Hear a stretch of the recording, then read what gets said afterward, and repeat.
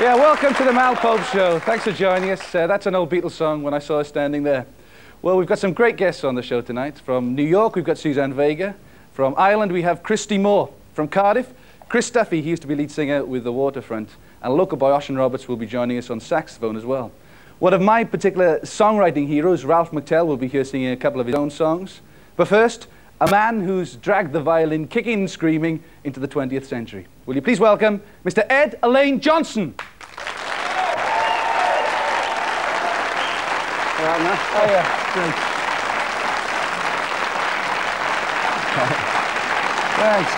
Thanks. It's a pretty flashy violin, isn't it? I remember when I was in school and I started to learn the violin, it wasn't a terribly trendy thing to do, but I get the feeling if I'd had one of those, it would have been all right. Where'd you go and buy one? Well, you can't buy them, unfortunately. I built this one myself. The pickups you can get, but the actual instrument itself is the only one in the world like this. And it's got, well, 5 strings? 5 strings, that's right. It's a viola and a violin built into one. Right. Because if people haven't heard you play, it's remarkable listening this afternoon, just getting it all together. You've got so many different pedals to choose from. You can actually sound, what, like Jimi Hendrix if you press the right thing? Yeah, that's Can you give us a little blast? Yeah, sure thing.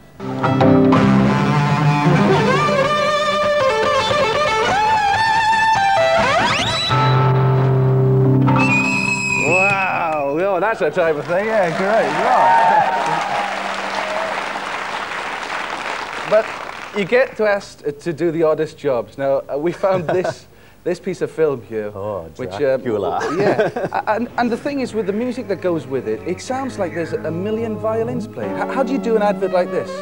Well, basically, they stand you up in front of the monitor screen, and in this particular one, I just improvised to it. It's a bit like doing the old silent movies, play along with the action. Well, and until you get it absolutely right as they want it? Yeah, it only took like a couple of goes. Wow. I mean, and the whole thing is that people, I think, don't really believe, because they think with all this sort of, you know, gimmickry going on, that you must have a tape recorder somewhere. No backing tapes. It's basically just a delay, an echo, which repeats what I just played, and then I just layer different parts over it. It's like sort of one-man string quartet. So when you're actually in the studio, because your last album's just come out, and you're working on a new album now, That's right. Are you allowed to put more parts on? Because, you know, you're able to do it, aren't you? You can overdub bits and bobs. Do you do it that way? Well, I don't actually record in the studio at all. I record it straight onto a digital Walkman, out of the effects pedals, and just record it live, because I believe that the live performance is the important thing. If there's a few wrong notes, then that doesn't matter, as long as the performance is right. Because you can take this music to the streets, can't you? Yeah, that's right. It all runs off batteries.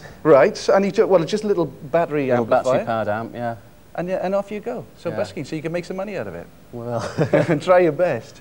Okay, well, great. Well, you've got plenty of stuff here for us to hear. I suppose the best thing to do is to put it to the test. There aren't any tape recorders.